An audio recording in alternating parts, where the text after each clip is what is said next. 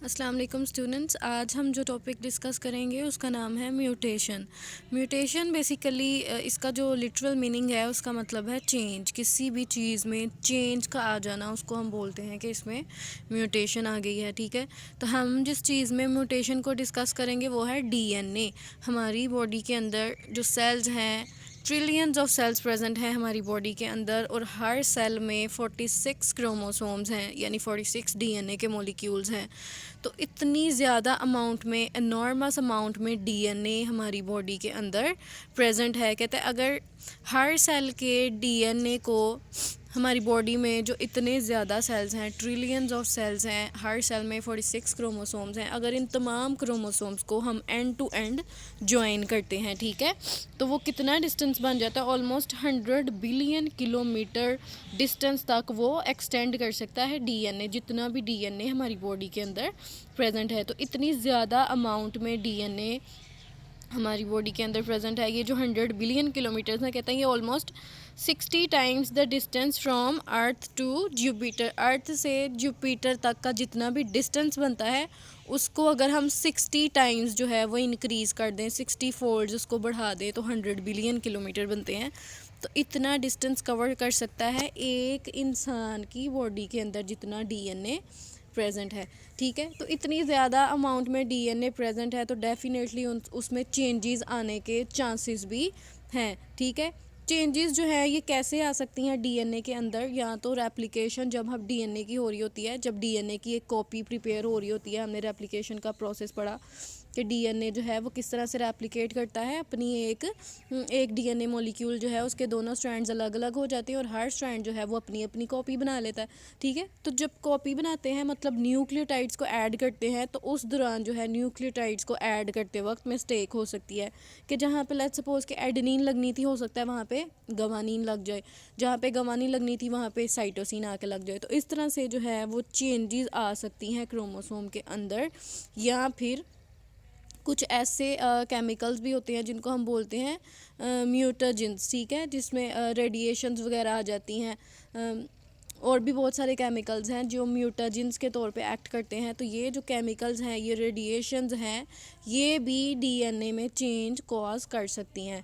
तो डीएनए में चेंज आना, चाहे वो रेप्लिकेशन में मिस्टेक की वजह से हो, रेप्लिकेशन के दौरान जो है वो मिस्टेक हो जाए कि गलत न्यूक्लियोटाइड्स ऐड हो जाएं, या फिर वो म्यूटाजेंस की वजह से हों, तो इस प्रोसेस को हम बोलते हैं म्यूटेशन। सेकंड पैराग्राफ की फर्स्ट वाली लाइन जो है ये डेफिनेशन है म्यूटेशन की। Changes in the DNA occur either due to mistake in replication or damage to the genetic message causing mutation. ठीक है, तो म्यूटेशन जो है बेसिकली ये डीएनए में जो चेंज आ जाती है उसको हम बोलते हैं म्यूटेशन। अब ये जो म्यूटेशन है वो सोमैटिक सेल्स में भी हो सकती है और जर्म सेल्स में भी हो सकती है। हमें डिफरेंस पता है, सोमैटिक सेल्स हमारी बॉडी के वो सेल्स हैं जो रिप्रोडक्शन में इन्वॉल्व नहीं होते, और जो जर्म सेल्स हैं जो गमीट्स प्रोड्यूस करते हैं वो रिप्रोडक्शन में इन्वॉल्व होते हैं। तो अगर सोमैटिक सेल्स में चेंजेस आती हैं तो उसका इफ़ेक्ट जो है वो कम होता है as compare to the germ cells. Germ cells में जो म्यूटेशंस आएंगी वो नेक्स्ट जनरेशन्स में भी ट्रांसफ़र होंगी। ठीक है, तो वो क्या हो जाएंगी, वो इनहेरिटेंस के थ्रू ट्रांसफ़र हो जाएंगी नेक्स्ट जनरेशन में, फिर उससे अगली जनरेशन्स में। तो वो क्या होती है कि वो जो जर्म सेल्स में म्यूटेशन आती हैं वो जो है वो नेक्स्ट जनरेशन्स में पास हो सकती हैं, लेकिन सोमैटिक सेल्स के जो डीएनए में चेंजेस आएंगी वो नेक्स्ट जनरेशन में, नेक्स्ट ऑफ स्प्रिंग्स में पास नहीं होंगी। ठीक है, इस तरह अब म्यूटेशंस को हम डिवाइड कर देते हैं दो कैटेगरीज में। एक है क्रोमोसोमल एब्रेशन और दूसरी है पॉइंट म्यूटेशन। ठीक है, क्रोमोसोमल एब्रेशन और पॉइंट म्यूटेशन दोनों जो है म्यूटेशंस की टाइप्स हैं, कॉजेज़ हैं जिसकी वजह से डीएनए में चेंजेस आती हैं। अब क्रोमोसोमल एब्रेशन क्या है और म्यूटेशन क्या है, इसको हम डिटेल से देख लेते हैं। म्यूटेशन हमने कहा दो टाइप की है। पहली टाइप कौन सी है? Chromosomal abrasion. क्रोमोसोमल एब्रेशन कहते हैं ये मेगा चेंजेस हैं डीएनए के अंदर। मेगा चेंजेस जो आती हैं उनको हम बोलते हैं क्रोमोसोमल एब्रेशन, लेकिन जो पॉइंट म्यूटेशंस हैं वो स्मॉलर चेंजेस हैं डीएनए के अंदर। अब क्रोमोसोमल एब्रेशन है क्या? क्रोमोसोमल एब्रेशन जो है बेसिकली जब सेल्स डिवाइड करते हैं उनके जो क्रोमोसोम जो हैं वो सेपरेट होते हैं, क्रोमोसोम डिवाइड करके दो डॉटर सेल्स के पास हाफ हाफ उनका नंबर जाता है। उस दौरान क्रोमोसोम जो हैं वो प्रॉपरली सेग्रीगेट नहीं कर पाते, प्रॉपरली सेपरेट नहीं हो पाते। कैसे? यहाँ पे एक सेल ड्रॉ किया हुआ है इस डायग्राम को, अगर आप गौर से देखें तो ये मियोसिस की स्टेज हमने ड्रॉ की है। मियोसिस में ही टेट्रेड्स होते हैं ना, बाइवेलेंट्स होते हैं, दो दो क्रोमोसोम के पेयर्स होते हैं जो जाके मेटाफेज प्लेट पे अरेंज हो जाते हैं। अब होगी एनाफेज। एनाफेज में अब इन्होंने होना है सेपरेट और हाफ हाफ नंबर जो है वो दो डॉटर सेल्स को मिलना है। लेकिन अब यहाँ पे हो जाएगी क्रोमोसोमल एब्रेशन के, यानी वो क्रोमोसोम्स प्रॉपरली सेपरेट नहीं हो पाएंगे। जिस तरह से डायग्राम में हमने 4 पेयर्स ड्रॉ किए हैं, जिनमें से 2 एक डॉटर सेल के पास जाने थे, 2 दूसरे डॉटर सेल के पास जाने थे। लेकिन हुआ क्या कि एक क्रोमोसोम के पास, एक जो डॉटर सेल आया उसके पास चला गया एडिशनल क्रोमोसोम, ठीक है। वहाँ पे 4 की बजाय आ गए 5 क्रोमोसोम्स, और जो दूसरा डॉटर सेल था वहाँ पे अब ऑटोमेटिकली एक क्रोमोसोम जो है वो मिसिंग हो जाएगा, ठीक है। तो ये है कंडीशन क्रोमोसोमल एब्रेशन की, जिसमें क्या होता है कि ये मेगा चेंजेस हैं और जिसके रिज़ल्ट में जो न्यू डॉटर सेल्स बनते हैं उनके पास या तो एडिशनल क्रोमोसोम आ जाता है या फिर उनके पास कोई क्रोमोसोम मिसिंग होता है, ठीक है। तो ये है क्रोमोसोमल एब्रेशन वाली म्यूटेशन, ठीक है, जिसमें क्या होता है कि क्रोमोसोम एक्स्ट्रा चला गया या फिर क्रोमोसोम मिसिंग हो गया। तो अगर ये जर्म सेल्स में होती है, जिसे मियोसिस की स्टेज हमने ड्रॉ की है, तो डेफिनेटली ये जर्म सेल्स में हो रही है डिवीजन, ठीक है। तो जर्म सेल्स में ये डिवीजन हो रही है, इसका मतलब है कि वो वाला डॉटर सेल जिसके पास एक्स्ट्रा क्रोमोसोम है, वो जब एक न्यू इंडिविजुअल बनाएगा तो उसके पास क्रोमोसोम का नंबर 46 की बजाय हो जाएगा 47, क्योंकि एक्स्ट्रा क्रोमोसोम आ गया। और जो दूसरा डॉटर सेल था जिसके पास जो है वो क्रोमोसोम मिसिंग है, ये वाला जब डॉटर सेल जो है वो आगे इससे अगर जो न्यू इंडिविजुअल बनेगा उसके पास 46 की बजाय होंगे 45 क्रोमोसोम, क्योंकि उसके पास क्रोमोसोम मिसिंग है, ठीक है। तो ये है क्रोमोसोमल एब्रेशन और म्यूटेशन है ये बेसिकली, क्योंकि इसमें चेंजेस आ रही हैं हमारे डीएनए के अंदर, ठीक है। क्रोमोसोमल एब्रेशन में हमारे पास टाइप्स एग्जांपल्स आ जाती हैं डाउन सिंड्रोम की और लिनफेल्टर सिंड्रोम की। इन दोनों सिंड्रोम्स को हम नेक्स्ट चैप्टर में डिटेल से पढ़ने वाले हैं कि इनकी जो है इनमें कौन सा क्रोमोसोम या एक्स्ट्रा है या मिसिंग है। अगर एक्स्ट्रा है तो कितने, एक से ज़्यादा क्रोमोसोम्स भी एक्स्ट्रा हो सकते हैं किसी इंडिविजुअल के अंदर, ठीक है। और इसके रिज़ल्ट में फिर उस इंडिविजुअल पे क्या इम्पैक्ट आता है, क्या क्या सिम्टम्स होते हैं, ठीक है, क्या क्या चेंजेस कॉज होती हैं उस इंडिविजुअल के अंदर, ये हम नेक्स्ट चैप्टर में डिटेल से पढ़ेंगे, डाउन सिंड्रोम को भी और लिनफेल्टर सिंड्रोम को भी। दूसरे टाइप की म्यूटेशन हमने कहा आ जाती है पॉइंट म्यूटेशन। पॉइंट म्यूटेशन जो है ये बेसिकली स्मॉलर चेंजेस हैं। इसमें क्या होता है कि डीएनए हमें पता है कि न्यूक्लियोटाइड्स का पॉलीमर है, न्यूक्लियोटाइड से मिलके बनता है।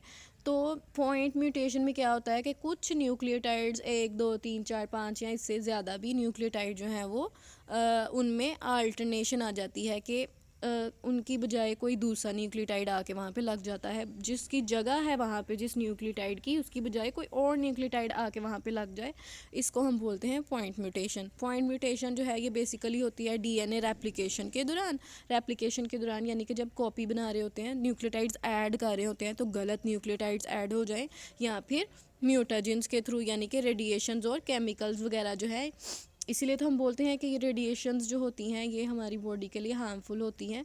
क्यों? क्योंकि ये हमारे डीएनए में म्यूटेशन ले आती हैं, चेंजेस ले आती हैं, ठीक है। जिस तरह से इंडस्ट्रीज़ वगैरह हैं, फैक्ट्रीज़ हैं, तो इनसे जो हार्मफुल केमिकल्स रिलीज़ होते हैं ये हमारे लिए म्यूटाजेंस के तौर पे एक्ट करते हैं और ये हमारे डीएनए में चेंजेस लेके आते हैं, ठीक है। अब पॉइंट म्यूटेशन जो है वो कितने टाइप की हो सकती है। यहाँ पे हमने एक क्रोमोसोम का पार्ट ड्रॉ कर लिया जिसके ऊपर प्रेजेंट है 3 जीन्स। हमें पता है कि डीएनए के ऊपर जीन्स प्रेजेंट होते हैं, सेगमेंट्स जो होते हैं उनको हम बोलते हैं, डीएनए के सेगमेंट्स को जीन्स। तो लेट्स सपोज के क्रोमोसोम है, उसके ऊपर प्रेजेंट है 3 genes, gene A, gene B और जीन सी, ठीक है। और जीन्स जो है वो आगे से बनाते हैं प्रोटीन्स, ठीक है। ट्रांसलेशन का प्रोसेस हम पढ़ेंगे, उसमें हम डिटेल से पढ़ेंगे कि किस तरह जीन्स जो हैं उनसे मैसेंजर ट्रांसक्रिप्शन तक का प्रोसेस हमने पढ़ लिया कि जीन से बने मैसेंजर आरएनए और मैसेंजर आरएनए से आगे से जो प्रोटीन बनने का प्रोसेस होता है उसको हम बोलते हैं ट्रांसलेशन, जिसको हम डिटेल में पढ़ेंगे।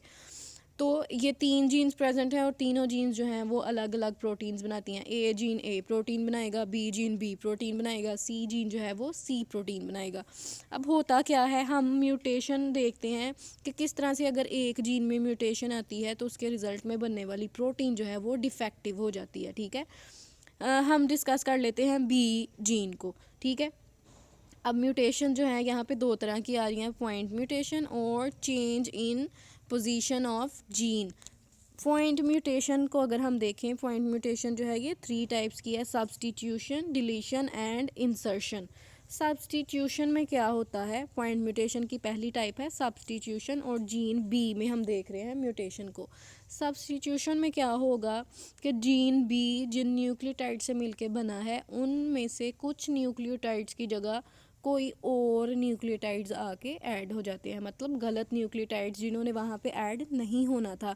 इसको हम बोलते हैं सब्सटीट्यूशन के जो करेक्ट जीन्स थे, करेक्ट न्यूक्लियोटाइड्स थे, उनकी जगह ले लेते हैं रॉन्ग न्यूक्लियोटाइड्स। ठीक है, लेट्स सपोज के वहाँ पे इस पोजीशन पे जो बी जीन है उसकी जो कुछ न्यूक्लियोटाइड्स थे ATCG, लेकिन वहाँ पे आके लग गए कोई और न्यूक्लियोटाइड्स। ठीक है, तो इस तरह की म्यूटेशन को हम बोलते हैं सब्सटीट्यूशन। फिर आ जाती है डिलीशन। डिलीशन में क्या होता है कि जीन का कुछ हिस्सा डिलीट हो जाता है। ठीक है, कुछ न्यूक्लियोटाइड्स वहाँ से मिसिंग होते हैं। सब्सटीट्यूशन से क्या हुआ, मिसिंग नहीं है वहाँ पे न्यूक्लियोटाइड्स, बल्कि गलत न्यूक्लियोटाइड्स आके वहाँ पे लग गए हैं। लेकिन डिलीशन में क्या हो रहा है, कुछ न्यूक्लियोटाइड्स जीन के वहाँ से मिसिंग हैं। ठीक है, फिर उसके बाद आ जाती है इंसर्शन। इंसर्शन का जैसे हमें पता है किसी चीज़ का इंसर्ट होना, ऐड होना। इंसर्शन में क्या होता है कि वही जो बी जीन था वहाँ पे कुछ और न्यूक्लियोटाइड्स, एडिशनल न्यूक्लियोटाइड्स, ठीक है, आके ऐड हो गए हैं। डिलीशन में रिमूव हुए हैं और इंसर्शन में ऐड हुए हैं। ठीक है, इंसर्शन और सब्सटीट्यूशन में डिफरेंस हमें पता होना चाहिए। सब्सटीट्यूशन में ना ही क्रोमोसोम न्यूक्लियोटाइड्स मिसिंग है, ना ही कोई एडिशनल न्यूक्लियोटाइड्स हैं वहाँ पे, बल्कि वहाँ पे करेक्ट न्यूक्लियोटाइड्स की जगह पे रॉन्ग न्यूक्लियोटाइड्स की सब्सटीट्यूशन हो गई है। लेकिन डिलीशन में कुछ न्यूक्लियोटाइड्स मिसिंग हैं और इंसर्शन में कुछ एक्स्ट्रा न्यूक्लियोटाइड्स आके वहाँ पे लगे हुए हैं। ठीक है, तो इसलिए ऐसा जीन जिसमें म्यूटेशन आ जाती है, चाहे वो इंसर्शन हो, चाहे एडिशन हो, चाहे सब्सटीट्यूशन हो, तो ऐसा जीन जो होगा जिसमें म्यूटेशन है उसके रिज़ल्ट में जो प्रोटीन बननी थी वो मैल फंक्शन होगी, बल्कि ऐसी प्रोटीन होगी जो अपना फंक्शन प्रॉपर्ली परफॉर्म नहीं कर सकती। ठीक है, फिर आ जाती है change in position of gene, कि जीन की पोजीशन में चेंज आ जाए, उसकी लोकेशन में चेंज आ जाए। जिस तरह से जो फर्स्ट टाइप है उसमें हम देख रहे हैं ट्रांसपोजिशन। ट्रांसपोजिशन में क्या हो रहा है, सी जीन की जगह बी और बी की जगह सी, यानी दोनों की जो पोजीशन है एक दूसरे से चेंज हो गई है। इस तरह की म्यूटेशन को हम बोलते हैं ट्रांसपोजिशन। तो अब जीन जो है वो अपनी प्रॉपर जगह पे नहीं है। ठीक है, तो अपनी जगह पे प्रॉपर नहीं होने की वजह से ये जो प्रोटीन बनाएगा वो भी नॉर्मल प्रोटीन नहीं होगी। ठीक है, वो अल्टर्ड प्रोटीन होगी, वो अपना फंक्शन प्रॉपर परफॉर्म नहीं कर सकेगी। दूसरी जो टाइप आ जाती है वो है रीअरेंजमेंट। रीअरेंजमेंट में क्या होता है कि एक जीन जो पहले एक क्रोमोसोम के ऊपर था वो अब किसी वजह से दूसरे क्रोमोसोम के ऊपर शिफ्ट हो गया है। ठीक है, जिसमें हमने क्रोमोसोम 1 एंड क्रोमोसोम 2 ड्रॉ किए हुए हैं यहाँ पे। तो यहाँ पे जो बी जीन था जो पहले क्रोमोसोम 1 पे एग्जिस्ट करता था, अब वो शिफ्ट हो गया है कहाँ पे, ट्रांसफ़र हो गया है क्रोमोसोम 2 के ऊपर। या फिर ये जो है वो एक ही क्रोमोसोम के ऊपर रहते हुए भी, ये तो हमने 2 क्रोमोसोम्स को डिस्कस कर लिया ना, तो एक क्रोमोसोम के ऊपर भी जो है वो जीन की लोकेशन चेंज हो सकती है, वो एक पार्ट से कहीं दूर जाके वो जो है वो अटैच हो जाता है। तो ये भी रीअरेंजमेंट आ जाती है कि उसकी अरेंजमेंट में डिफरेंस आ जाता है। पहले अरेंजमेंट क्या थी, ABC थी, अब अरेंजमेंट क्या हो गई, अब बी जीन वहाँ से हो गया है शिफ्ट, तो अब हमारी अरेंजमेंट हो गई है ख़राब, अब A के बाद B की जगह C आ गया है। ठीक है, इसको हम बोलते हैं रीअरेंजमेंट। तो ये थी म्यूटेशन की टाइप्स। ठीक है, उसके बाद हम 2 डिजीज़ को डिस्कस कर लेते हैं जो कि DNA में चेंजेस की वजह से या म्यूटेशंस की वजह से आती हैं। सिकल सेल एनीमिया के बारे में हम ऑलरेडी पढ़ चुके हैं। सिकल सेल एनीमिया में क्या होता है कि हीमोफीलिया हीमोग्लोबिन जो प्रोटीन थी हमारी, वो क्या है, वो प्रॉपर नहीं बनती, ठीक है। हीमोग्लोबिन प्रोटीन हमें पता है ऑक्सीजन कैरी करती है, तो अब हीमोग्लोबिन प्रोटीन जो है उसका स्ट्रक्चर ही नॉर्मल नहीं बना, तो वो ऑक्सीजन कैरी नहीं कर पाती। इस सिचुएशन को हम बोलते हैं सिकल सेल एनीमिया, ठीक है। सिकल सेल एनीमिया में क्या होता है, हमें पता है प्रोटीन्स जो हैं वो अमाइनो एसिड से मिलके बनती हैं, पॉलीपेप्टाइड्स ऑफ अमाइनो एसिड्स हैं। और अमाइनो एसिड्स का स्ट्रक्चर अगर आपको याद हो तो अमाइनो एसिड के स्ट्रक्चर के एक साइड पे अटैच होता है अमाइनो ग्रुप और दूसरी साइड पे होता है कार्बोक्सिल ग्रुप, ठीक है।